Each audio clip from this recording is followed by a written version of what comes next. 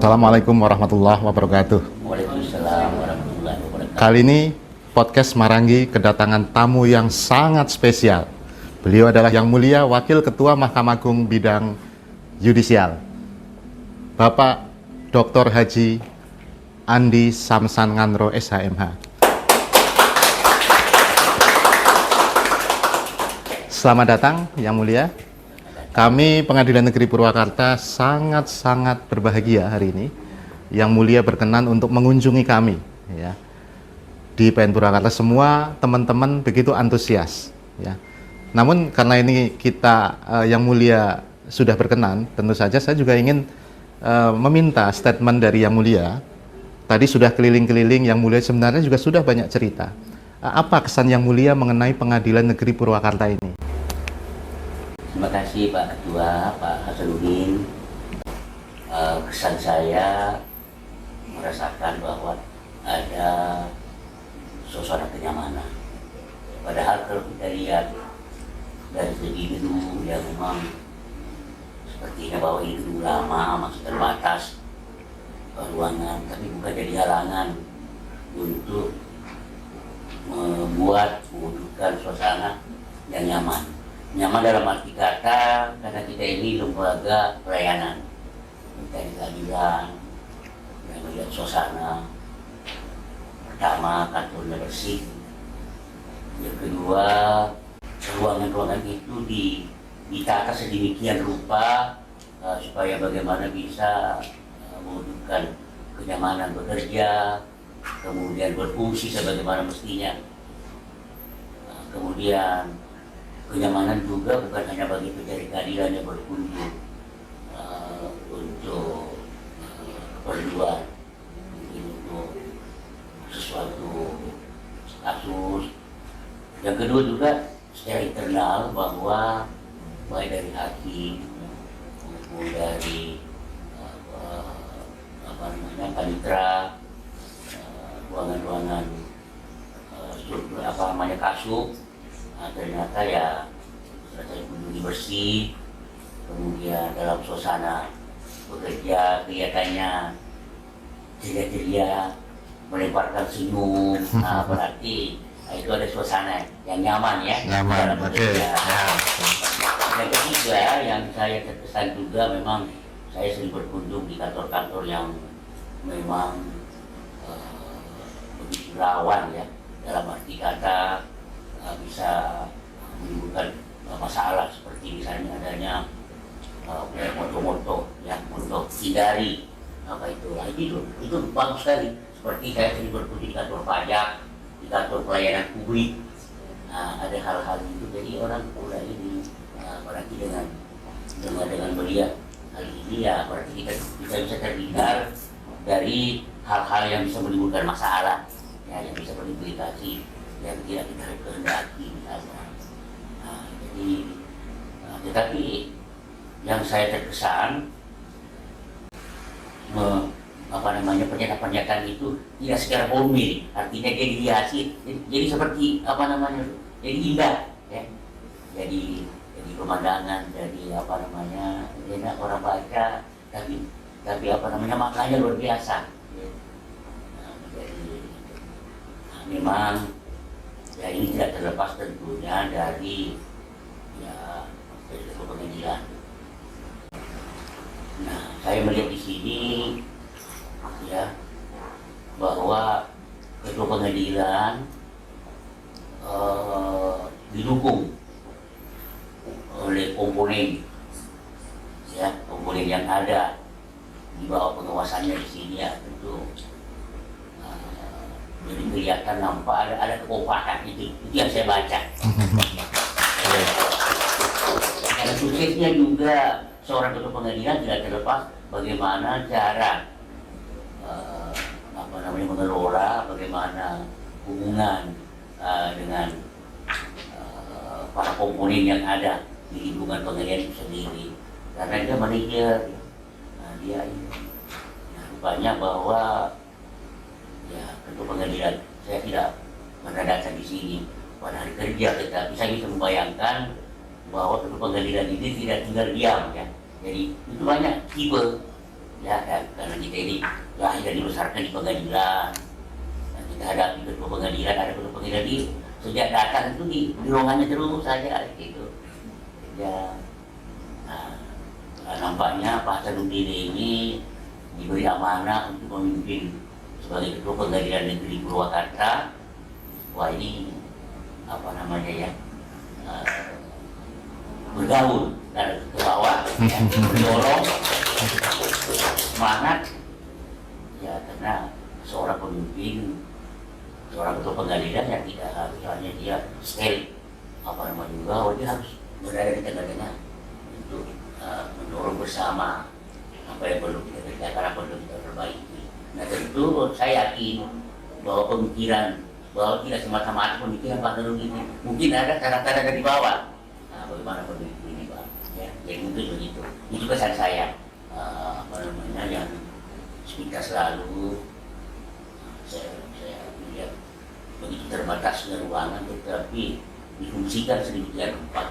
Nah, saya menarik kesimpulan juga bahwa memang seorang ketua pengadilan ya tidak hanya berpemikiran teknis ya, teknis hukum bagaimana, tapi dia juga bagaimana menciptakan suasana di kantor itu semangat dari para hakim, panitra, pegawai-pegawai yang lain sebagai suatu keluarga besar yang untuk semangat bekerja, sehingga menciptakan suasana nyaman ya.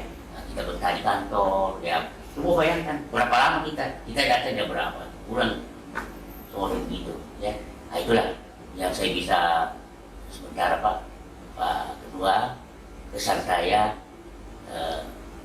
masuk di pengadilan negeri Purwakarta ini, dan baru pertama kali saya di sini. Oke, ya. Oke.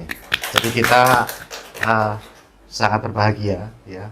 11 tahun yang lalu pernah ada pimpinan Mahkamah Agung tahun 2011, dan ini ada Yang Mulia berkenan untuk ke Pengadilan Negeri Purwakarta. Kemudian mengenai pembenahan ini memang sebenarnya ini adalah ide dari kawan-kawan semua, Yang Mulia, dari teman-teman hakim, dari panitra, dari sekretaris. Rupa-rupanya mereka semua juga menginginkan perubahan, sehingga kantornya mungkin akan terasa nyaman seperti yang kesan Yang Mulia. Kemudian Yang Mulia, di samping kesan tadi, tentu saja kan ada kritik atau saran-saran untuk kami, untuk Pengadilan Negeri Purwakarta agar performanya lebih baik, lebih excellent. Barangkali ada saran dari Yang Mulia kepada kami sehingga nanti bisa kita terapkan supaya lebih bagus lagi Pengadilan Negeri Purwakarta ini. Ini memang perbandingan itu atau kunjungan studi banding atau membuka mata untuk melihat bagaimana membandingkan sesuatu apa namanya kantor kadang-kadang seperti itu.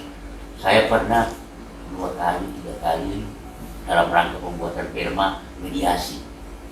Perma mediasi itu nomor yang satu itu berkiblat ke arah Amerika.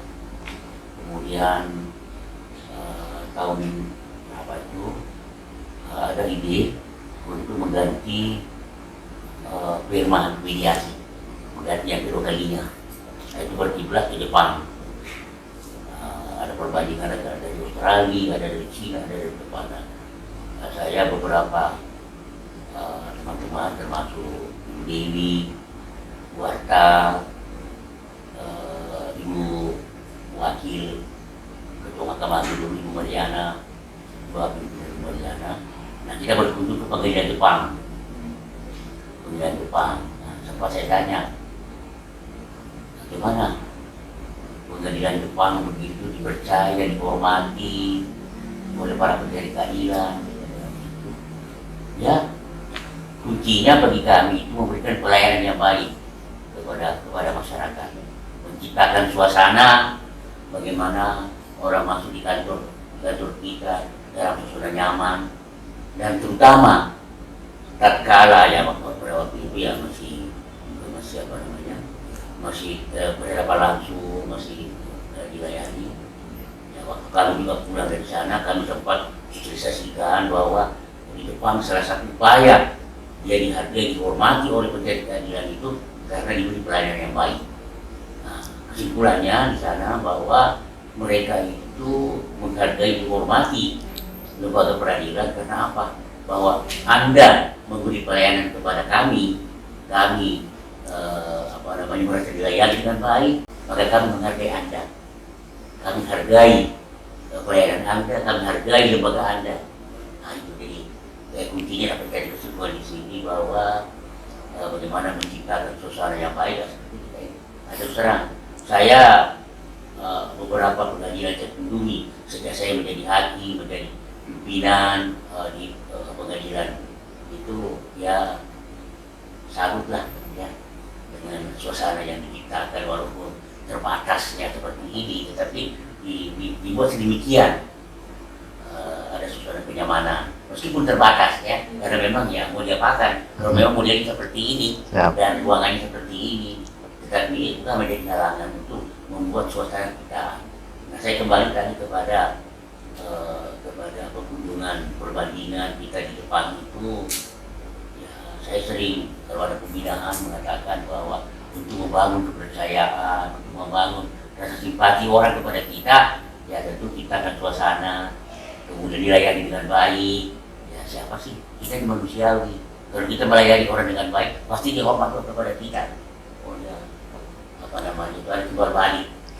Ya, nah, inilah yang saya melihat Pak Sarudin dalam memimpin Pengadilan Negeri Purwakarta ini, hormat dan salut saya apresiasi setinggi-tingginya karena saya merasakan ada suasana kenyamanan, ada suasana yang memang ya membuat kita rasanya apa namanya untuk betah gitu, untuk kerasa. Nah kemudian saran saya dan memang ini harapan ya, karena tidak lama lagi kalian hakim-hakim ini ya akan menjadi pimpinan juga. Bahwa seorang pimpinan pengadilan itu ya tentu tidak hanya menguasai teknis, tetapi juga bagaimana bisa menciptakan suasana kantor yang nyaman untuk para komponen yang bekerja melayani masyarakat pencari keadilan. Yang kedua tentu juga seorang ketua pengadilan dia dan tadi menciptakan suasana, kemudian mampu mendorong bagaimana para komponen yang bekerja menjalankan roda peradilan ini bisa semangat sehingga dia produktivitas. Nah, tadi kita lihat ini karena didukung oleh suasana kerja yang enak, didorong lagi oleh ketua pengadilan. Ya mungkin sekali-sekali dia datang menyapa, mengunjungi ruangan, apa kabar, bagaimana. Nah, itu juga salah satu fungsi pengawasan ya. Nah, jadi orang yang berpikir mungkin mau keluar makan, mungkin dia nanti keluar ke daerah, keluar dari tempat, itu juga salah satu suasana yang apa namanya. Nah, kemudian yang lebih penting lagi, kayak itu tadi, itu tidak apa namanya, jarang orang yang memikirkan, apalagi kalau sudah melihat apa keterbatasan sampai bagaimana kita membangun. Tapi ya memang apa memikir mengadakan apa namanya pembicaraan, pertemuan dengan komponen-komponen jiwa, bagaimana kita menciptakan di sini ya. Mungkin Pak Ketua timbul ide, oh iya kita begini. Nah jadi itulah susah diciptakan. Tidak hanya bahwa ketua pengadilan itu hanya dikursikan menghadapi surat-surat saja, tapi selain dari itu ini tadi perlu memikirkan, menciptakan dulu bagaimana suasana di kantor nyaman, tidak ada istilah kelompok-kelompok atas, kelompok bawah. Nah, itu sudah ada istilah. Tidak lagi bagaimana melirik-lirik wakil, apalagi kerjanya wakil juga melirik lagi ketua, kapan ketua dia keluar kota, ya minta kepada kasih perkara ini, kita sudah dilakukan seperti itu. Bukan lagi zamannya kita berkompetisi ke hal-hal yang positif, bukan lagi untuk mempertentangkan dinas, mempertentangkan kapan ketua pergi ke Bandung, nah, nanti kasih perkara ini tidak ada lagi. Itu tidak ingat semuanya. Seorang ketua pengadilan, itu tadi dia harus berada di tengah-tengah komponen dari pengadilan yang dipimpinnya itu, dan dengan melibatkan para hakim juga, ya supaya jangan hanya tahu mengadili perkara. Nah, nanti kalau jadi pimpinan, jadi ketua pengadilan juga, karena pernah menimba pengalaman-pengalaman, ada percikan-percikan kepemimpinan yang positif untuk bisa diterapkan. Kalau saya jadi ketua pengadilan, saya akan jadi begini. Nah, itu Pak. Nah, itu juga salah satu pesan saya. Kita ini kan dipimpin oleh ketua pengadilan Pak yang silih berganti. Nah, kita ambil yang menurut saya, jangan kita ego bahwa ya saya, kita penting ada hal-hal yang baik, ada hal-hal yang positif yang kita bisa betul ini pernah terbaik. Nah, ya dalam membagi perkara, karena itu sering menimbulkan suatu bibit-bibit ya Pak ya, di pengadilan itu ya masalah pembagian perkara, dianggap tidak merata, dianggap ada hakimnya ini itu. Nah, apalagi kalau itu sudah penyakit yang bisa sulit diatasi dan itu bisa turun-temurun. Nah, ketua pengadilan. Jadi bagaimana ketua pengadilan menciptakan suasana bekerja semangat? Tidak. Nah, ini ketua pengadilan itu tahu ada perkara yang menyentuh oleh masyarakat, tahu ada hakimnya ini. Dan itu tidak boleh diganggu, digugat itu ranah kewenangan ketua pengadilan dan tidak mengetahui. Nah, itu Pak, jadi pesan saya bagaimana nanti menjadi pimpinan pengadilan yang baik, pimpinan pengadilan yang memang yang diharapkan, gitu Pak. Nah, dan ya ini perlu ditentukan. Jadi tidak hanya sekedar menyandang ketua pengadilan dianggap ya begitu. Tapi ya mari saya salut dan hormat apa yang dilakukan oleh Pak Saruni walaupun terbatas. Nah, jadi tidak salah ini terserah tim penguji ya istilahnya formulir ketua itu kan menguji, nah bisa mencapai di pertama. Nah itu bagaimana bisa saja saya kenal kasih akademi ke yang lain belum tentu. Nah itu Pak, ada itu sudah demikian memberikan dan memang terbukti. Ya alhamdulillah saya ucapkan selamat Pak, di dalam ini akan dikenang ya oleh dan akan dicatat apa yang Anda lakukan di pengadilan negeri Purwakarta ini. Memang Tuhan sudah menentukan bahwa jangan lama-lama di sana, jangan lama-lama di situ. Jadi sehingga apa yang Anda buat, Anda lakukan di sini itu akan dikenang oleh orang hakim kita ya. Sebenarnya itu Pak yang saya bisa sampaikan pesan saya setelah masuk di sini dan terima kasih juga atas penyambutannya. Saya senang sambut dengan suasana ceria, senyum. Ya, mudah-mudahan suasana ini bisa bertahan. Terima kasih. Terima kasih pada Yang Mulia atas saran-saran nasihatnya untuk kita semua. Insya Allah Pengadilan Negeri Purwakarta akan menjadi lebih baik ke depannya dan peradilan secara umum juga akan lebih baik. Namun sebagai terakhir, sebagai closing statement, kiranya ada suatu kata mutiara atau quote dari Yang Mulia yang menginspirasi sehingga Yang Mulia ini bisa sesukses sekarang, atau yang kiranya bisa menginspirasi teman-teman semua di dunia peradilan. Hanya barangkali pesan-pesan aja ya, sebagai saya sebagai hakim karir menjalani proses yang menegak kita bahwa sejak dini sekarang ya kalian Anda masih muda ya, masih terbuka hakim masa depan. Nah tentu kita jalan ke depan. Nah tentu ya kita jangan hanya melihat bahwa ya ini lihat ke depan. Saya dulu tidak pernah berpikir bahwa saya akan diberi amanah ya. Ya kalau diberi amanah sekelas Ketua Pengadilan Negeri Jakarta Selatan ya, bagaimana kita tidak mensyukuri Pak ya, salah satu pengadilan yang memang ya katakanlah di Indonesia ini di sana banyak perkara-perkara yang disoroti. Alhamdulillah saya pernah di sana, tak pernah dibuktikan. Nah, jadi jangan putus asa bahwa saya bilang bagaimana tidak, berpemikiran positif, berpemikiran apa namanya ke depan, bahwa insya Allah semangat.